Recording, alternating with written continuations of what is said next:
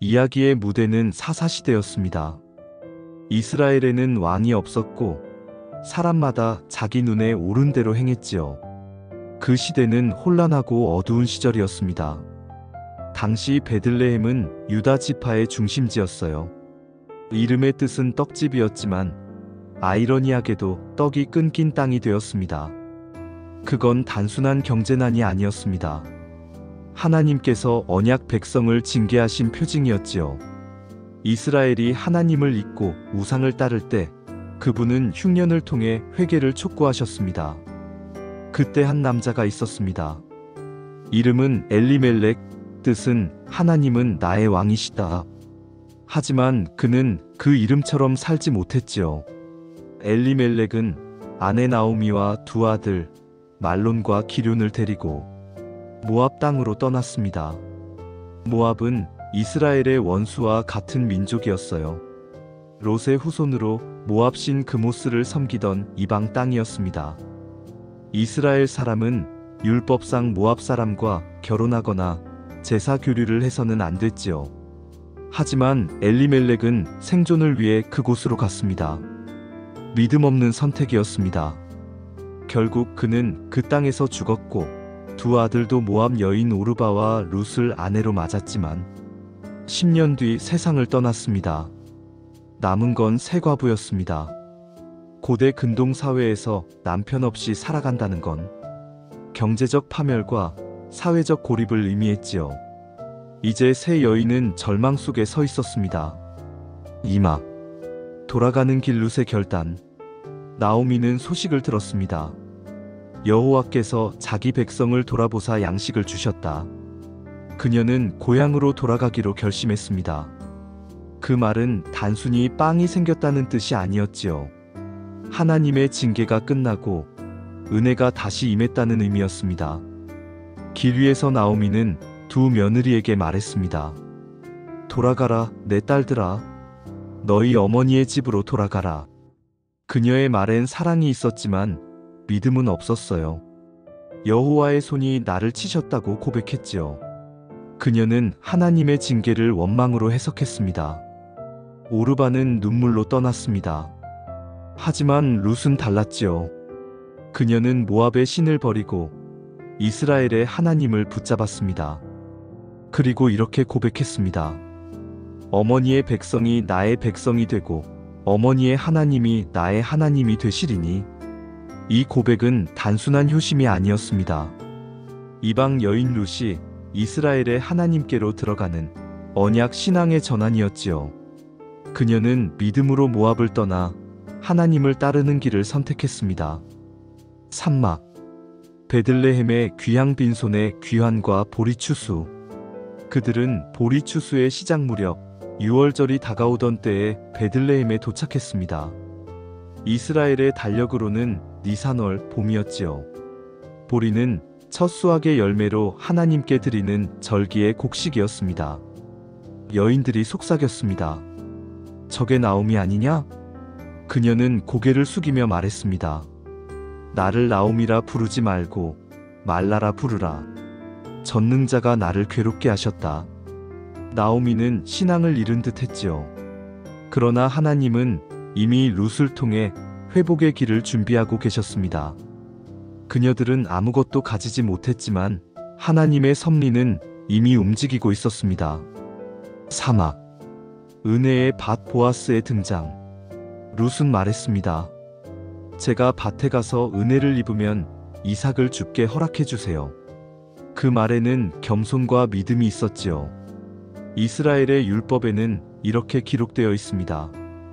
가난한 자와 나그네를 위해 밭 가장자리와 떨어진 이삭을 남겨두라. 하나님은 율법 속에서도 약한 자를 돌보셨습니다. 룻은 그 말씀의 은혜를 붙잡고 밭으로 나갔습니다. 그녀가 들어간 밭은 보아스의 밭이었어요. 성경은 이렇게 말합니다. 마침 룻이 보아스의 밭에 이르렀더라. 마침이라는 말 속에는 보이지 않는 하나님의 손길이 있지요. 보아스는 엘리멜렉의 친족이자 부유하면서도 신실한 사람이었습니다. 그는 일꾼들에게 인사했습니다. 여호와께서 너희와 함께 하시기를 원하노라. 사사시대의 어둠 속에서 이런 신앙의 인사는 참 드물었지요. 보아스는 하나님 중심으로 사는 사람이었습니다. 그는 낯선 여인을 보았습니다. 땀에 젖은 이방 여인, 그러나 성실하고 겸손한 모습이었지요. 보아스는 물었습니다. 저 여인은 누구냐? 일꾼이 대답했습니다. 나오미와 함께 돌아온 모압 여인 룻입니다.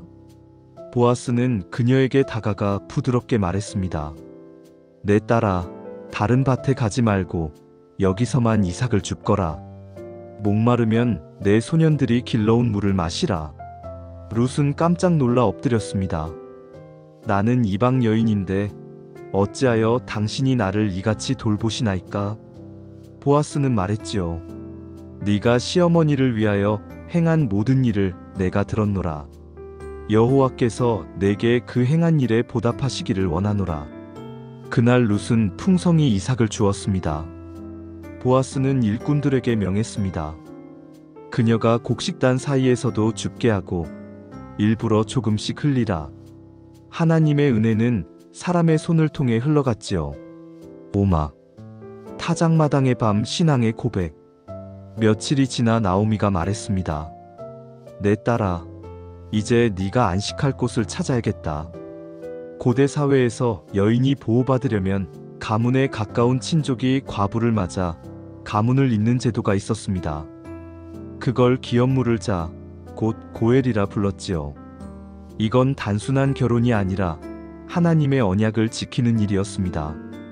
나오미는 룻에게 말했습니다. 오늘 밤 보아스가 타작마당에서 곡식을 까부를 것이다. 목욕하고 기름을 바르고 겉옷을 입고 그곳으로 가거라. 그가 누울 때 그의 발치에 들어가 누워라. 그건 음탕한 행동이 아니었어요. 법적이고 상징적인 청혼의 행위였습니다. 덮는다는 표현은 보호와 언약의 상징이었지요. 룻은 그대로 순종했습니다. 보아스가 잠든 뒤 조용히 그의 발치에 누웠습니다. 한밤중에 보아스가 깨어 묻습니다.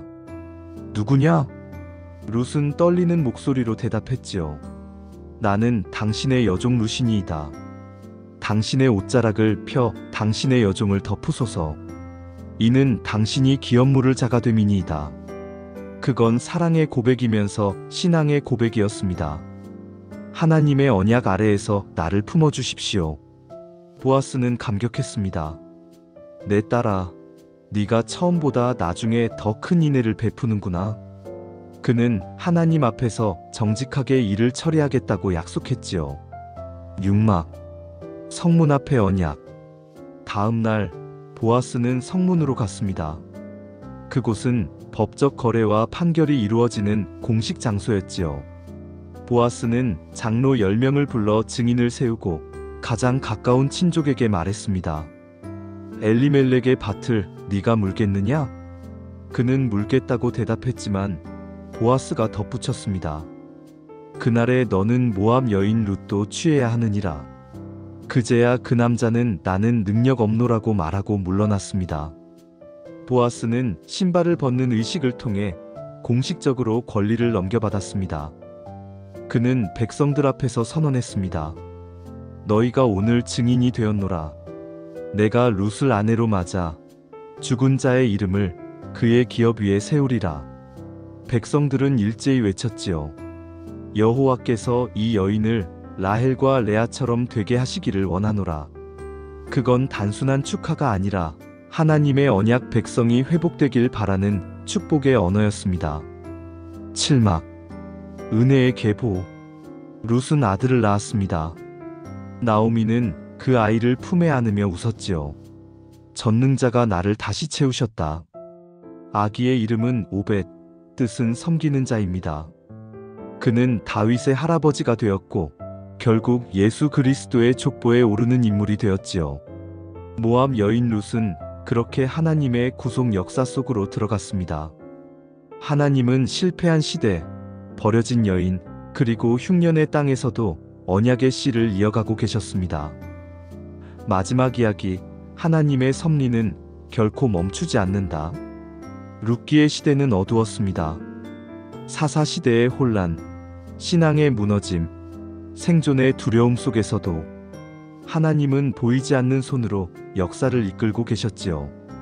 그분의 섭리는 인간의 선택과 실패마저 엮어 은혜의 그림을 완성하셨습니다.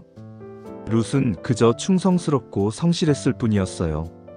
하지만 하나님은 그 성실함을 통해 메시아의 계보를 잇게 하셨지요. 보아스의 믿음, 룻의 헌신, 나오미의 회복을 통해 하나님은 하나님의 나라를 미리 보여주셨습니다. 우리의 삶도 그렇지요. 때로는 흉년 같고 모든 것이 끝난 것처럼 보여도 하나님은 여전히 일하고 계십니다. 그분의 섭리는 지금도 멈추지 않습니다. 감사합니다. 다음 시간 더 풍성한 성경 이야기로 돌아오겠습니다.